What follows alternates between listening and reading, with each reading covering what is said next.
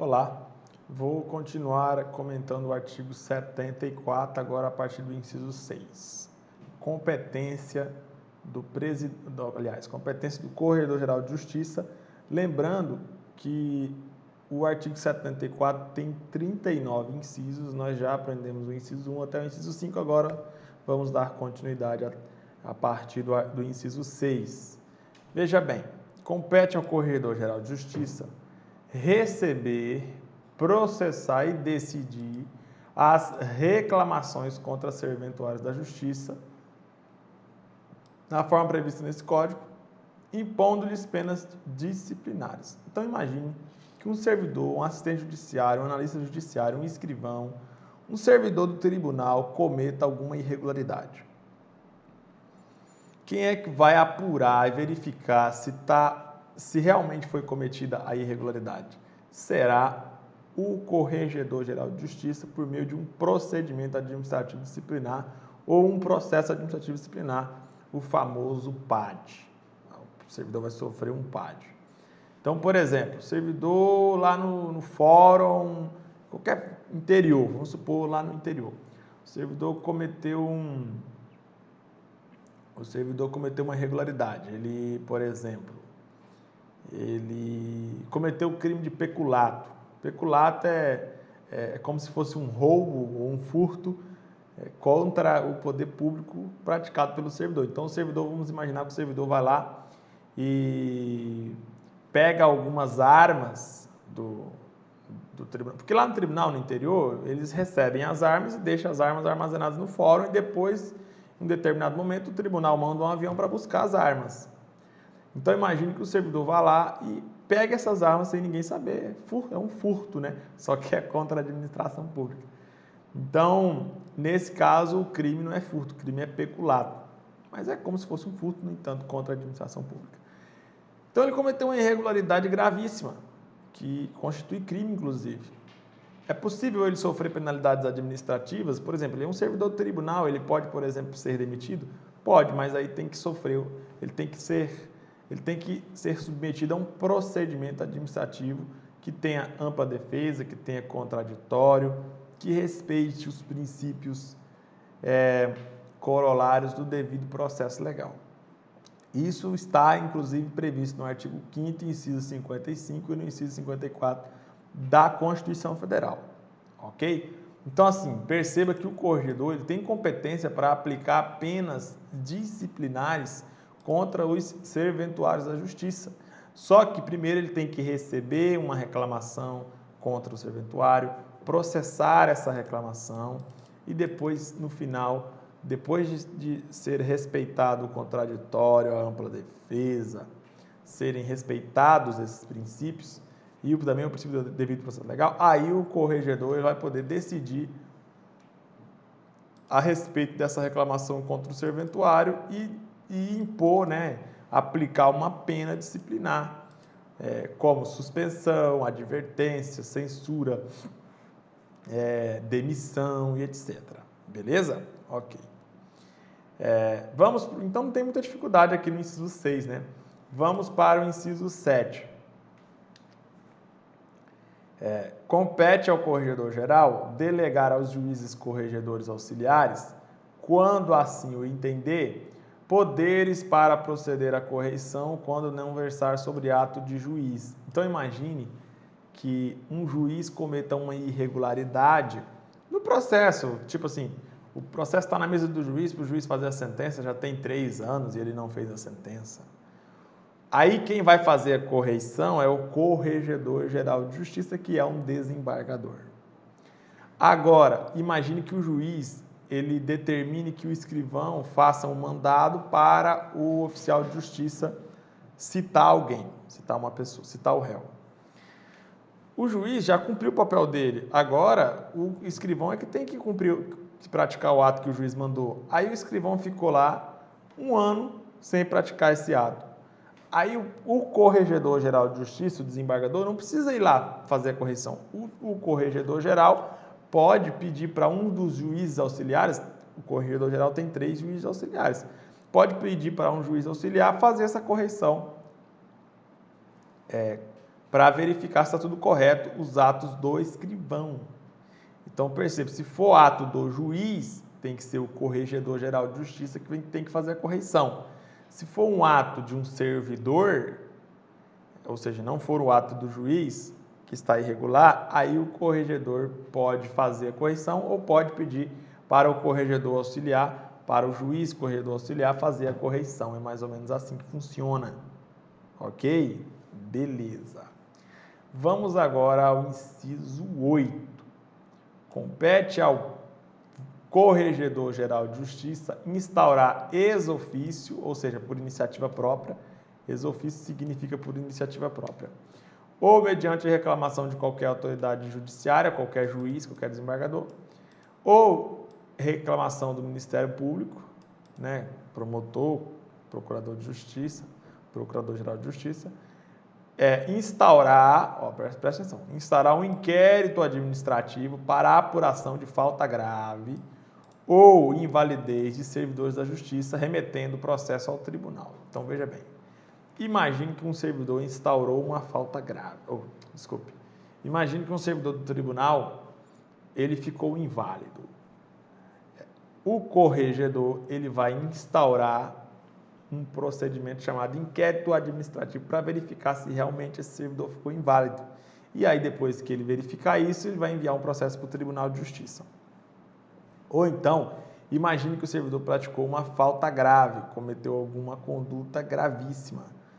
O corregedor vai instaurar um inquérito administrativo para verificar como é que aconteceu os fatos e depois disso vai enviar o processo para o Tribunal de Justiça. Beleza? Lembre-se, invalidez dos servidores da Justiça ou falta grave dos servidores da Justiça serão analisadas em inquérito administrativo que será instaurado pelo Corregedor-Geral de Justiça. Lembrando que para instaurar o inquérito administrativo, ou o corregedor vai trabalhar por iniciativa do próprio corregedor, ou o corregedor vai instaurar o inquérito administrativo porque um juiz pediu ou um desembargador pediu, ou então porque o Ministério Público pediu. Beleza? Não tem muita dificuldade aqui no inciso 8. Então, vamos para o inciso 9, lembrando que o inciso 9 ele tem algumas alíneas aqui. Ó. Tem a linha A, B, C, D, E, F e G. Veja só. Compete ao corregedor-geral verificar e determinar as providências que julgar convenientes para imediata cessação das irregularidades que encontrar. Em quais casos? Primeiro caso, se os títulos de nomeação dos juízes e servidores da Justiça se revestem das formalidades legais. Imagine que o corregedor ele verifique que um servidor foi nomeado, mas imagine assim, ó, tem um ato nomeando o servidor José, nomeando o José para ocupar o cargo de assistente judiciário porque foi aprovado em concurso. Aí, quando o corregedor verifica, na verdade, esse cara nunca foi aprovado em concurso. Então, o ato de nomeação está irregular. Beleza? E aí, o corregedor ele pode verificar essa situação e tomar as providências para corrigir essa irregularidade na nomeação. É mais ou menos isso. A mesma coisa para juízes. Se o juiz, se o cara não fez esse concurso e foi nomeado para juiz, está errado. O corregedor pode tomar as medidas necessárias para acabar com essa irregularidade. É o que está escrito aqui, ó. Verificar se os títulos de nomeação dos juízes e servidores da Justiça se revestem das formalidades legais. Agora vamos à linha B.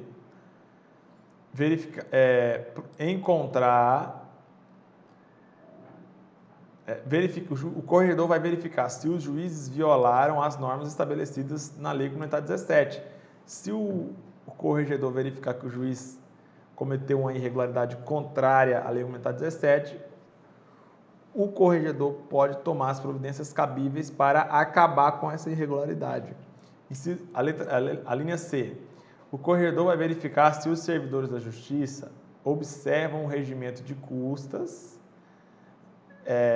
ou seja, verifica se o servidor está trabalhando de acordo com os valores das custas, porque imagine, tem uma tabela de custas no Poder Judiciário que diz que o processo tal a custa vai ser de 5 mil. E imagine que o servidor esteja cobrando 20 mil. Então, está errado. O servidor não pode cometer essa conduta. O corregedor pode corrigir essa conduta irregular. Ok? Continuando aqui, ó. O corregedor vai verificar se servem com presteza, se os servidores da Justiça servem com presteza e urbanidade às partes ou se retardam indevidamente atos de ofício.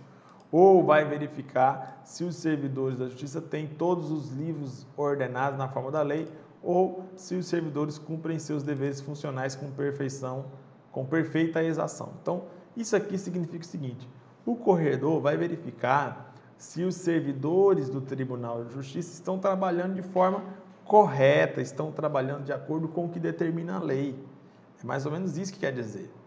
Se os servidores estão trabalhando cometendo irregularidades, o corregedor, detectando a irregularidade, pode tomar as providências para corrigir essa irregularidade praticada pelo servidor, intimar o servidor, notificar o servidor para ele parar de praticar essas irregularidades, sob pena de sofrer as penas administrativas, ou então mesmo o corregedor poderá aplicar as penas administrativas contra o servidor irregular. Letra D. O corregedor verificará se consta a prática de erros ou abusos que devam ser emendados, evitados ou punidos no interesse e na defesa do prestígio da justiça. Imagine que, por exemplo, o servidor do tribunal esteja escrevendo um monte de... Quando o servidor vai fazer uma certidão lá no processo, começa a escrever um monte de palavrão lá. Isso aí é contrário ao prestígio do Tribunal de Justiça, ao prestígio da justiça. Por isso, o corregedor pode corrigir estas irregularidades cometidas pelos servidores. Ok? Beleza! Vamos para a linha E. O corregedor vai verificar se todos os atos relativos à posse, concessão de férias, licenças ou consequente substituição dos servidores da Justiça, exceto os servidores do Tribunal, são regulares. Mais uma vez, uma competência que define que o corregedor tem atribuição para corrigir, fiscalizar se está tudo correto aí com a posse dos servidores, as férias dos servidores, as licenças dos servidores e etc. Ok? Se tiver errado, o corregedor vai tomar as providências cabíveis para corrigir o problema. Se tiver tudo certo, o corregedor vai falar que está tudo em ordem e segue o bonde. Beleza? A linha F. O corregedor vai verificar se os autos cíveis ou criminais, findos ou pendentes, apresentam erros, irregularidades ou omissões, promovendo-lhes o suprimento, se possível. Então, imagine que um processo civil está com alguma irregularidade. Por exemplo, está faltando juntar o mandado cumprido, o mandado de citação cumprido e ainda não juntou. O corregedor pode determinar que se junte o mandado para corrigir o problema. Beleza? Então, lembre-se, se tiver erros, irregularidades, omissões em processo civil ou processo criminal, seja processo pendente, seja processo que está em fase de conclusão, o corregedor pode corrigir esse erro, corrigir a irregularidade ou corrigir a omissão. Beleza? Vamos verificar agora a linha G. Ó. Corregedor pode verificar se as custas estão cotadas, ordenando a restituição das custas cobradas indevidamente ou excessivamente. Então, imagine que o João entrou com uma ação e aí ele pagou 5 mil reais de custas. Aí, de repente, quando chegou na metade do processo, o juiz determinou que ele pagasse mais 5 mil, sendo que ele já tinha pago os 5 mil. O juiz falou, ó, não pagou as custas, paga as custas. Aí ele foi lá e pagou mais 5 mil, mas ele já tinha pago os 5 mil. Então, o corregedor, ele pode verificar essa irregularidade e pode determinar a devolução das custas, ok? Ó, ordenar a restituição das custas. Aí vai ordenar a restituição das custas e a parte vai ter que entrar com um procedimento administrativo no tribunal para a devolução dessas custas. Ok? Beleza, tranquila. Essa parte aqui é bem tranquila. Vamos ver o inciso 10 e finalizar o bloco. Compete ao corregedor geral providenciar ex officio, ou seja, por iniciativa própria, ou a requerimento de qualquer pessoa, sobre o retardamento na tramitação do processo. Imagine que um processo está assim, 20 anos tramitando sem nenhuma conclusão. O processo está parado, vamos supor, há 5 anos. O corregedor pode tomar conhecimento dessa paralisação indevida e pode tomar as providências cabíveis para fazer o processo andar, para fazer a tramitação se tornar uma tramitação regular naquele processo, para o processo chegar ao fim logo. Tanto o corregedor pode fazer isso por iniciativa própria ou quanto por requerimento de alguma, por exemplo, o próprio autor que entrou com o processo verificou que o processo está paralisado sem motivo, o autor pode comunicar isso para o corregedor vai verificar se realmente existe essa paralisação, e aí o corregedor, a pedido da parte, vai tomar as providências para que o processo continue tramitando. Beleza? É mais ou menos isso que quer dizer o inciso 10. O inciso 9 a gente já viu, né? O corregedor pode verificar essas irregularidades das alíneas A até a linha G e determinar as providências que julgar convenientes para imediata cessação das irregularidades que encontrar. Então, assim, o artigo 74 até o inciso 10 a gente já viu todos. Vamos fazer uma pausa, daqui a pouco eu volto para comentar mais competências do corregedor, a partir do inciso 11 do artigo 74. Até logo, então.